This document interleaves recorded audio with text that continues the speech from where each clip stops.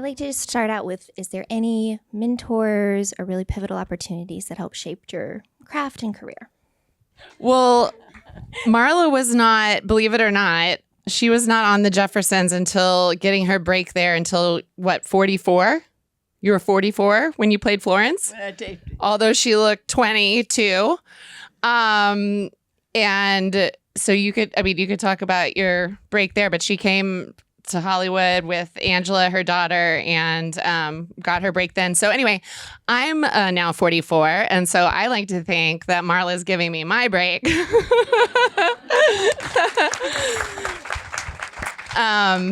But really, I did. I mean, you are a pivotal moment in my life and my career. I learned so much from you. Marla showed up to the table read off book. Completely off book, including her 2-page monologue. And she just set a level of professionalism for the entire production and a level of respect and just kindness and love. And it was so special. Just she touched all of us so much and just made the whole project just, yeah. It's just special that you had this project. And so special to work with my great-granddaughter, Stella.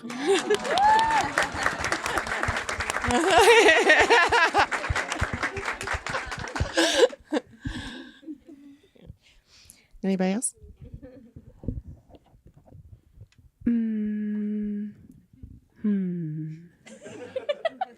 You know, I was gonna say, for me, my parents were really the inspiration because they encouraged following my dreams.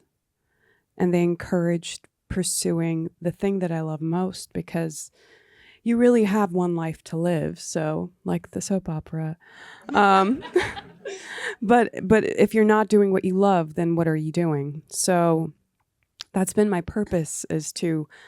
There was this great thing about if you have the gift of life, then it's important to find your gifts to give that to the world. So that's what they encouraged me to do.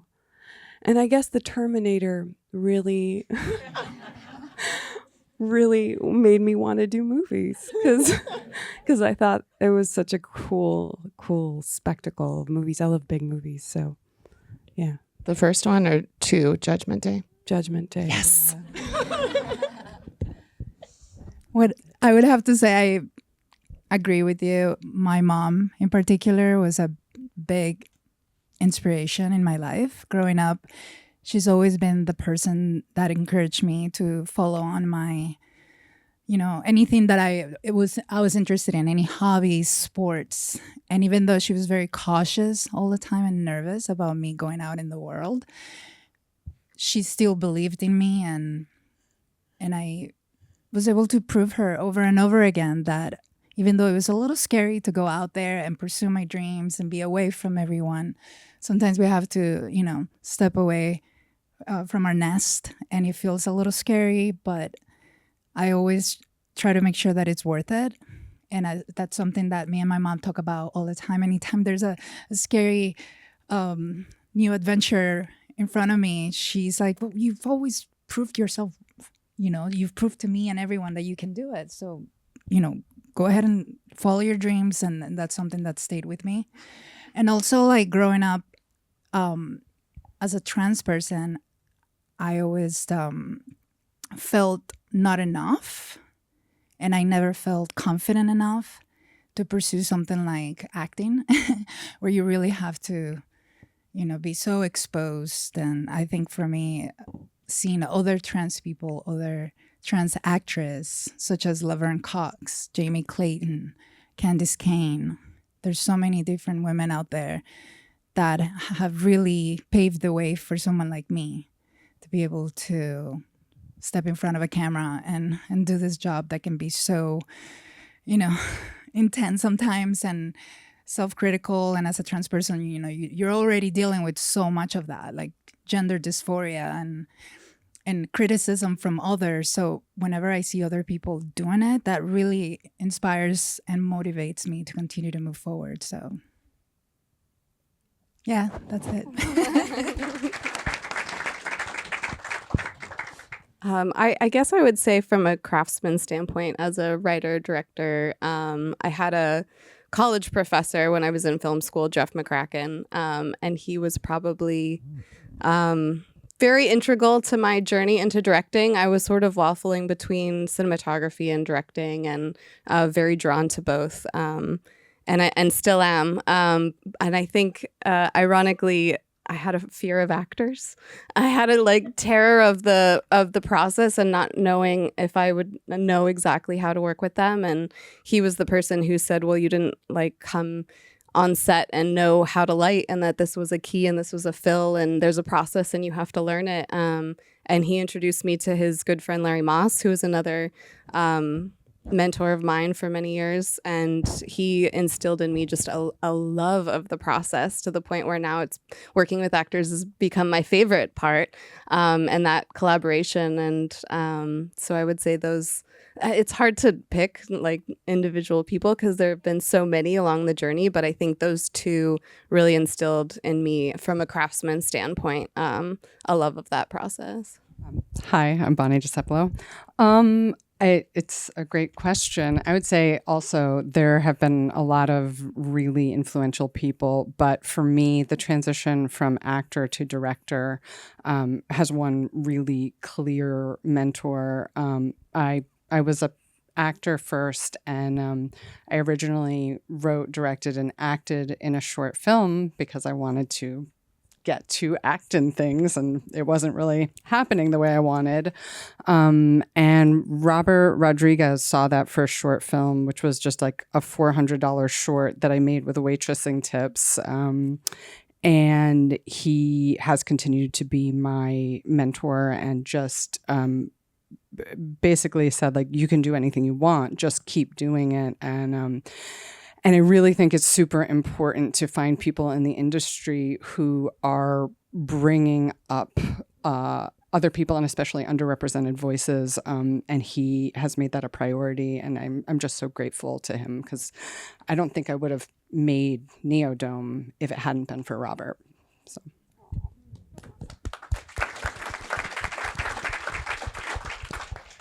So tonight we're recognizing excellence in performance in you all's beautiful work. I'm curious, what is a performance that has inspired you? I can name 100, but I'll start with, I watched The French Connection yesterday with Gene Hackman, and oh my God, it's incredible. He is phenomenal. Thing about acting is, man, I fucking love it so much. And why I love it is because the rules don't apply. Because you're telling a story. So if I'm telling that story the way that he's telling that story in that moment with this other person, it cannot be the same if these two people played. It's going to be special because you guys are doing it and what you're bringing. And so watching his work was beyond just freeing. It's the absolute freedom, because creativity gives you license to do things that you wouldn't do in life. And so you get to not get in trouble and take risks and play. And that's what it was. So Gene Hackman and The French Connection. Marla, would you like to share next? Well, the first thing I do when I look at a performance is to see if I believe her, if I believe the character, and then if I can become the character. Because you've got to find the things that resonate with you. And when you do, you can give it to the public. But if you don't believe it, you can't make anybody else believe it. No way. No way.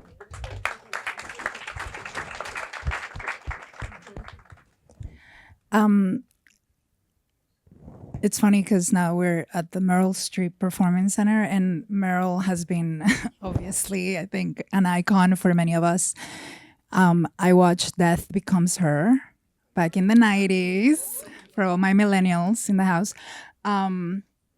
because I watched that movie and it literally changed my life. I remember being like, whoa, you can do that. that's amazing. Like just the fantasy mixed with reality, mixed with transformation. There were so many elements of that performance that spoke to me as a little trans girl who was thinking about like, what do I need to do to be myself, you know? And in this movie, if you're not familiar, you know, they take this potion that makes them look younger and beautiful. And, you know, not that I was thinking about that when I was, you know, that age. I was literally a kid, but at the same time, it was just the idea of transformation and being able to be yourself. And when it comes to performance, I mean, Meryl, you know, she's Meryl.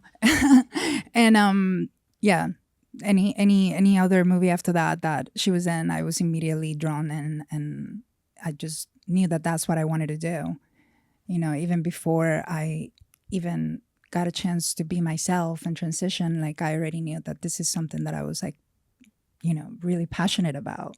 You know, the aspect of storytelling and being able to transform into any character you want and tell a story and you know, make people feel something, just like it made me feel something. So That's an excellent segue. When you do approach a new project or a new role, how do you get to know that character, and how do you find where you and the character overlap to find that in? Oh, you're asking me? Anyone who wants to jump in? What was the question? I just answered that one. It's late. It's just late. I mean, for me, it's I answered these two with my answer. you did. It's true. You answered both. I don't know how. Every time I don't know how. Because I don't know what the character demands. Like, I don't know what the story demands. I don't know how I'm going to get close to it. I sometimes don't know, and I'm so scared all the time where I'll read the script and then I'm like, how am I going to... It's a real struggle. So it's what you said. It's got to be something that I have to find within me. That if I don't recognize it within myself, at least, then I can't see it in the script. So I think it transcends just a story. It's incredibly, it affects my dreams and my days. You know, everything is kind of a metamorphosis of events. I was going to add to that because it just made me think about vulnerability. And I think as an actor, even as a director, I think you have to be very open, you know, and being vulnerable to just feeling those feelings in the moment and not caring about what you look like in front of the camera or looking at your actor, I'm sure, and wanting them to just take that mirror sometimes that we have in front of us, you know, and criticize ourselves so much. And we don't necessarily live like that normally. You know, sometimes when we know that we have a lens in front of us, we could, you know, a lot of us can become self-conscious. And I think having the vulnerability to just be open and exposed, I feel like can really get you there. At least it helps me. I genuinely don't know what the question was, but I'm going to jump in anyway. Off both of those things. As an actor and a director working with actors, I think that the most underrated and most valuable thing in performance and, crafting character as an actor is just rehearsal. I have found more... in both as a performer and as a director in getting to rehearse and just play. For our directors, I'm curious how you build trust and a partnership with your actors. I think with Carolina and I felt that trust and vulnerability like right off the bat when she walked in for the callback audition. Just from the way we were able to communicate and break down the scene and just from the way that we hugged each other as soon as we saw each other, there was like a chemistry there, which you can only hope for with the person you're going to be spending such intimate, vulnerable time with on set. And I mean, from her first tape that she sent me, I just kind of knew in my bones that it was her, but I wanted to meet her in person, and we had callbacks for that. But as soon as she walked in, I just knew this was someone that I was going to be able to create a character with and really dig deep. And you could just tell that this this character was something in her soul, and it was coming from a deeply vulnerable, authentic place. And I was so grateful that she was willing to offer that, because it was beyond what I could have hoped for the part. So I think having that opportunity to do that callback with her and know that this was going to be a truly rewarding journey for both of us. Marla and I hung out at Vaughn's for a couple hours. The first time we met at Vaughn's, I was saying. And Grocery store. yeah, it's her neighborhood grocery store. And little did I know she had it in the back of her mind that we were going to shoot there. But yeah, I didn't know that when we met. But I think she had, you'd scheduled a pickup for about an hour in, but then Miriam came to get you and you're like, no, leave us. And so we hit it off and we had a great time, and we, shared life stories. And at one point went through the script together. I was like, is there, the script is based off, inspired by my grandma Mildred, in Houston, Texas. And so we just went through and I was like, my grandma makes snickerdoodles and Jello, these like Jello mold things. Does that ring true to you? And anyway, we just talked about like, is there, does this feel right? Does anything ring false? And Marla did tweak the monologue. At one point she added the lines about, I love your little brothers too, but you're going to grow up and be a lady, like that's, but she wanted to like, just add that layer of the special connection that women have through generations, and like how, she's like, well, why am I only trying to get with Stella? And there's these other two there, but it is a special bond. And then as far we have a bunch of our other wonderful actors here. Briella, who played Stella, is here. Brie Ely, who played Brittany, is here. Haley Keown, who played Crystal, the mail carrier, is here. David Devereaux, who played Dan, texting rudely from the other room. Our amazing casting directors are here. So shout out to them. But with these guys, I just had a ton of fun kind of talking about their backstory. Haley and I made up that so she's the mail carrier, that she was living with her mom because she got busted selling mushrooms with her boyfriend, and her boyfriend totally blamed it on her. So she had to move back in with her mom. She's kind of trying to start over in her life in normal society and just hold down a job. And then we just talk about, the moment before, like, Pete, the cashier, like he's, supposed to get a break as soon as he's done with all the people in line, and his manager's looking at him and like, you better take your break. So we just like, had just a lot of fun, just like what, who are you outside of just this scene and what just happened before. Well, just meeting you, Kim, was inspiration enough for me to do this project. Oh my God. This personality, I tell you, the fact that she wrote it and directed it, and it's all together.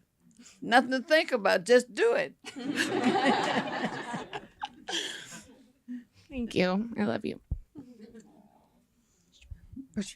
And the fact that, of course, that I am a grandmother, and of course, I call them Gigi's, and my little great granddaughter, well, she's little, she's in college now.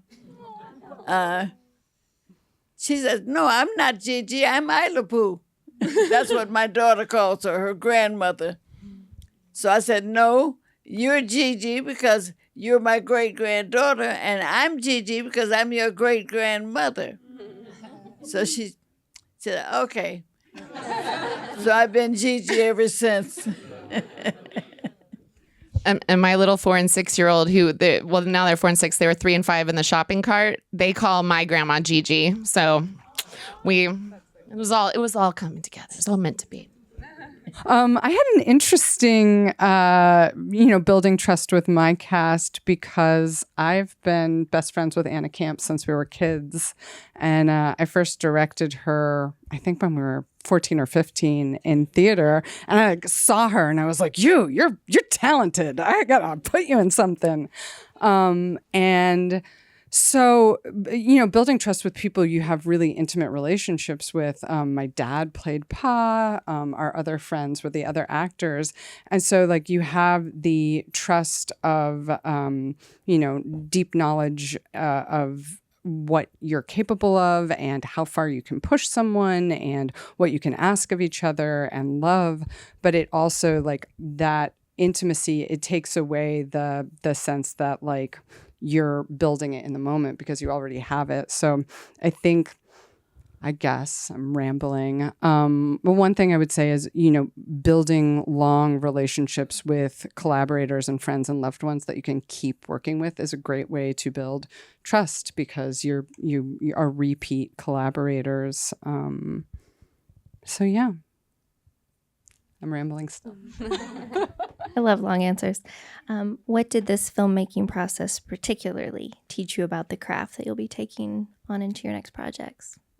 For me, it was to keep the momentum going. I think so. I had this kind of in the back of my head, and I just decided, like Marla just said, just do it. And so it was like last March that I wrote it. I was talking to Candace and Miriam about casting it by like April, May.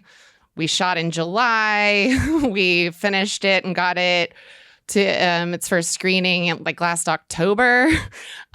So it was just I think I've tried a lot of projects through the years where you just like don't prioritize it, or you wait for something to happen, or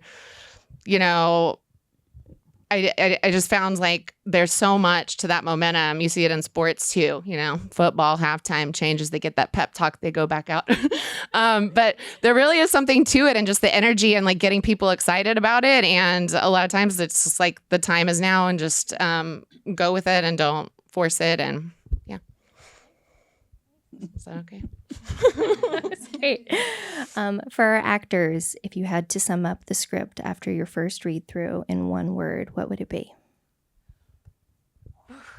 George. That was a mic drop moment. That was great. Family, I think. Yeah. So I've always believed that we give a lot to the work, but our work gives so much back in return. What did you as actors learn from your character? Well, she was older than me because I was 30. Yes, ma'am. But in February, I did an appearance on Come Back, Marla. My mind will be back in a minute. And so we had a lot in common. Of course, everybody sounds like they're whispering up here because my ears have gone. I don't know where they went, but they're not with me anymore. What?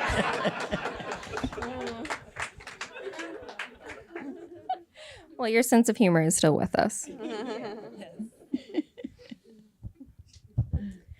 For our writers, why was this story important to you to tell? It's funny, the journey of this film, because we wrote it 3 years ago and we shot it 2 years ago, and it came out last year, and now here we are, 2025. And year after year, I feel like we keep saying, now more than ever, we need a movie like this. Now more than ever, now more than ever, now more than ever. And we're still sitting in this space of so much division and antagonism and just really violent rhetoric in this country, in this city. So I think for me and my co-writer, when we took this project on 3 years ago, we really felt like we needed to bring more compassion to both of these communities. And I wish, 3 years later, we had made a little bit more progress. But I just hope that putting this film out there, and I'm so grateful to this foundation, because every time we get an opportunity to screen, we feel so grateful for the platform to share a story. of compassion and acceptance for both of these communities, for the trans community and for the immigrant community. And so it's just been such a joy as an artist to stand behind this project and be able to share it with audiences. And I really just hope that people will sit for 15 minutes with Christina and see the world from her perspective. And I'm so grateful to Carolina for lending such a gorgeous voice to this project and really inviting audiences in to see that and to see that we're all more alike than we probably think. We're all just human beings, and we're all deserving of love and compassion and dignity and opportunity. And so, yeah, as an artist, I think I've just grown so much throughout the 3 years of creating this film and putting it out there, and just grateful for the opportunity.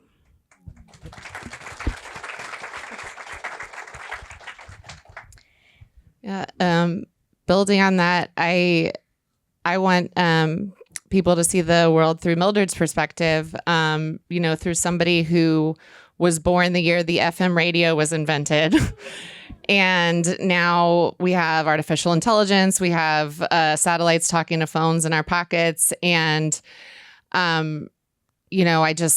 I think about that a lot, like the rate of technology, how it's just increased exponentially, and how, like, can you imagine adjusting and keeping up with it? Seeing those changes throughout your life. I mean, the generation before was like, what, horse-drawn carriages to men on the moon. I mean, it's just insane. And I think from her perspective, Mildred, kind of wonders why people can't just be in the moment and be present and be with her and talk and enjoy a conversation, and why, we're all addicted to our devices these days. We're, just constantly just like, did I get an email? Did I get a text? Even driving over here, you probably thought we were going to get in an accident. I was like on my map, I'm like, I need to tell, and it's just, yeah, I just hope we can all, slow down. So at the root of it all, we all want to connect, right? I mean, so that's why we are addicted to the phone. You want to see, did somebody, get back to me, or this and that on social media. We want to connect that way, but it's just, let's all just try to take a minute, breathe, be in the present, be with people that we're sitting across from, right? Yeah. This film is successful basically because of Kim. This energy just goes and goes and goes. No.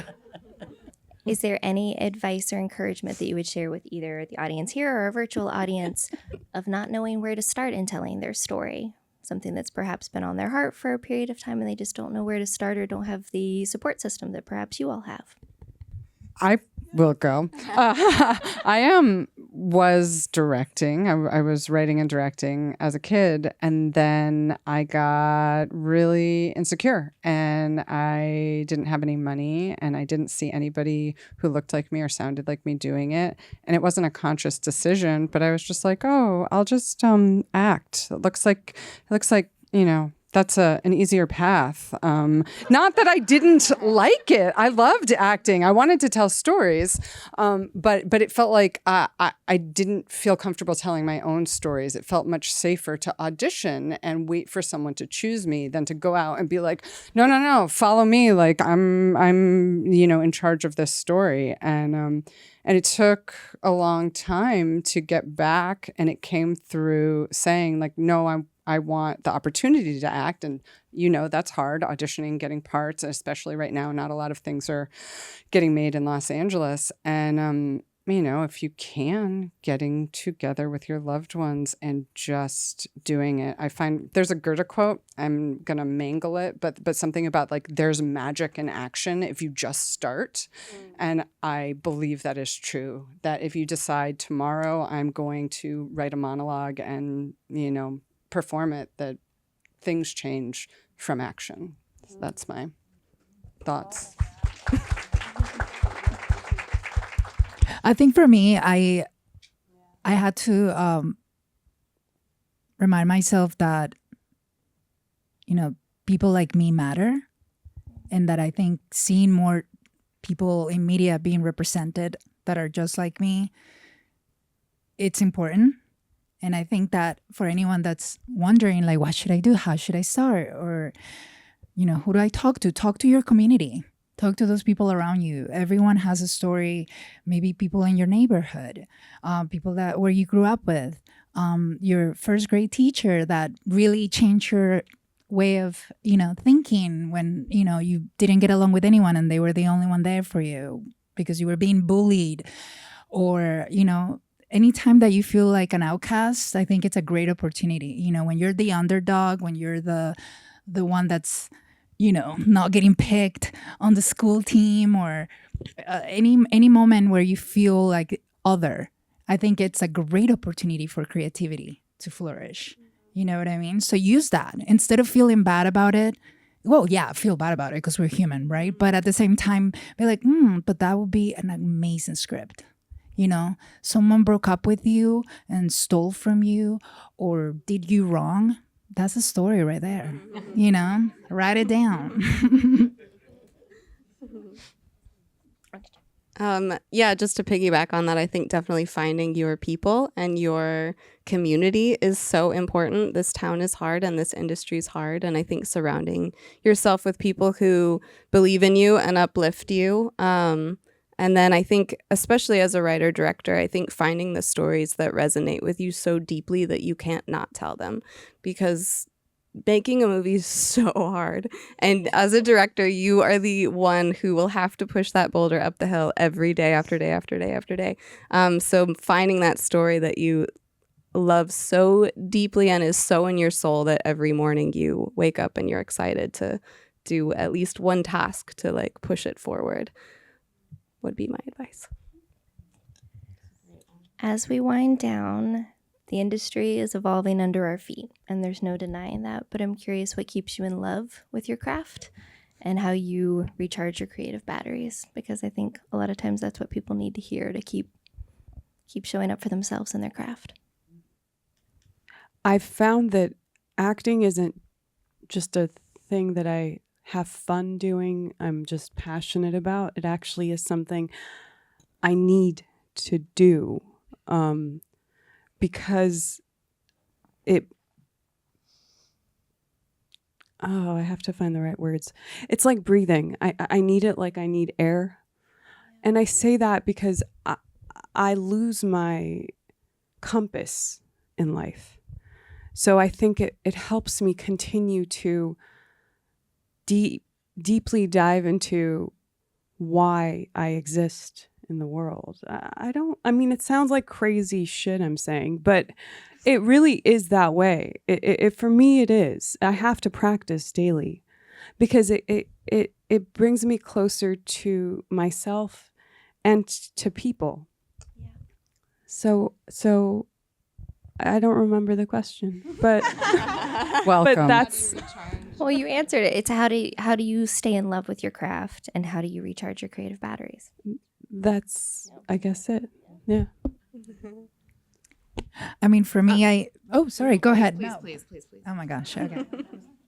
No, I was just going to say, I feel like I was saying before, when you feel like the underdog and stuff like that, and this industry can be really tough. There's a lot of rejection, as we know. And then I think about all the rejection that I've, overcome throughout my life, just being who I am. I've been rejected for so many reasons and for, so many times that I kind of built a tough skin, and it taught me a lot about, being in this industry and using that as a kind of a superpower. And, you see people come and go in this industry, and it's really sad, and it can really eat you up and spit you out, and I think that, again, going back to those moments of distress, of rejection and feeling bad because someone, doesn't get you and they, don't want to be around you because of who you are or what you do.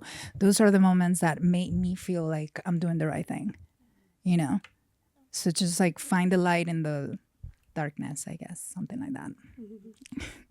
I really wish I could be happy doing something else, but unfortunately, I can't. It's hard. It's really hard. Like you said, I've thought about other things, but it just, nothing really seems to fit. But I find that I say, like, what's the collaborating, I think, is what sparks me, because like the writing thing can be so lonely for so long, but then once you start getting other people involved, even at the phase of like, read this first draft, or what do you think of this idea? Like my husband DP is right here in the front row, and he hears way too many ideas from me all the time. But like that spark, and then I talked about earlier the momentum. Then you tell this person, they tell this person. All of a sudden, we're, we got our crew and we got our cast, and we're all making this thing together. And just the joy of getting a team together, I think, is what keeps it me happy. But it's hard. I have such a basic answer, but as a writer, director, actor, whatever, all the slashes, I had a period of time where I didn't work for a long time. And I had to have a sort of reckoning with myself. And I said, wow, what if I never work again? Like genuinely, not the fear, but like really rationally looking at it and saying, wow, what if I had that run and I never ever work again? What does that mean for me? And the answer was, I'm going to take acting class, because no matter what I do for work, I'm always an actor. And so even now, as I'm primarily writing and directing, I have an acting class, and I know that I can go do scene study on Monday nights and put up Streetcar, and that I get to be an actor forever. And that really, like that community, his name is Cameron Watson, my acting teacher, and he's the best. That is a touchstone of just being like, yeah, you can always do that. Yeah, that's a great point. It doesn't have to be a feature. It doesn't even have to be a short. If you're just a creative person and you just need to get something out, it could be a haiku or, a cartoon or whatever, just like keep cranking something out and just find an outlet for it. I think I got caught up for a long time. And this is why I'm just now making stuff and putting it out there at this level, is because I was like, I want to do a feature, and I want to, and it's just like that stuff just takes a long time. You have to write a ton of terrible scripts, and you have to, like fail and try, So I would say, I wish I'd spent some of that time just like doing, putting smaller pieces out there. And I've done some of them, but, I just think you don't have to hold out for this huge thing that, just make stuff. I would say for me, it's a combination of everything that everyone else just said. Because I had come up in crew. I worked primarily in the camera department. And 10 years flew by that I hadn't directed anything. And I similarly was getting very burnt out on the business because I just hadn't been creative and I hadn't been working my artistic muscles. And that was the whole reason I got into the business in the first place. And then going back to community, I had some friends who I did film school with who approached me 3 years ago with a script. And they said, do you want to come up to Oregon and shoot this thing with us? And I was like, yes, I don't even know what it is, but I'm there. I had just finished a TV show. I flew up there. We shot a film. And then a year later, we shot another film. And a year later, we shot Buscando. So like in 3 years, we did 3 films together. And just finding that community of fellow artists who ignite you, inspire you, who you want to create art with. I think it's so important in this business to just find those people who keep that momentum going. So similar to what everyone else said. Well, I love that it's about community, like whatever that looks like, acting class or a group of filmmakers. It's like, or just a friend that you're practicing with. Yeah. Sweet. Can I just hijack really quick before we finish? I just wanted to remind everyone that transgender rights are human rights. And let's just remember that. I always like to mention that anytime I can because some people seem to forget. Please join me in thanking and celebrating the panelists and their craft and their films and the SAG-AFTRA Foundation.